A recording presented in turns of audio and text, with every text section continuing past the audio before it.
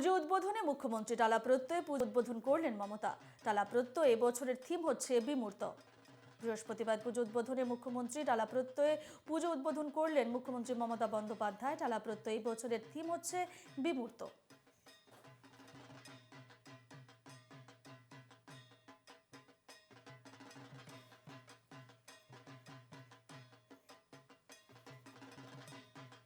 পুজো কখনো থেমে থাকে না, উৎসব কখনো থেমে থাকে না।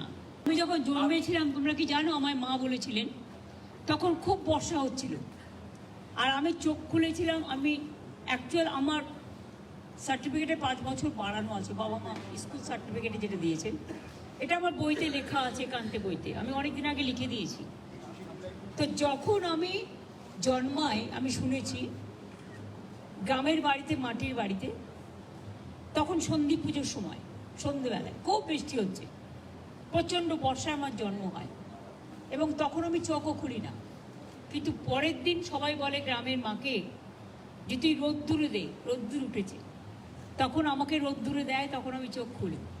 সুতরাং আমার জীবনের সাথে বর্ষার একটা, কি বলবেন, ভাদ্র আশ্বিন, এগুলোর একটা মিল আছে, কিছু করার নেই। শ্রাবণের ধারার মতো পড়ুক ঝরে, এ তো থাকবেই, কিন্তু থাকলেও চিন্তার কোনো কারণ নেই। মা এসছেন, মা আসবেন, মাকে বরণ করব, মাকে স্মরণ করব, মাকে বরণীয় করে স্মরণীয় করে রাখবো, আর বাংলাকে সারা পৃথিবীর মানচিত্রে দেখাবো, যা বাংলা পারে কেউ পারে না। এত কোটি কোটি মানুষ কোথাও যায় না, যা বাংলায় যায়। তাই বাংলার উৎসবের আরেক নাম উৎসারিত। উৎসব হোক উৎসারিত, উৎসব হোক উচ্ছ্বসিত। সকলে ভালো থাকবেন, সকলে সুস্থতা কামনা করছি, আর শিশুদের আমার অনেক অনেক ভালোবাসা।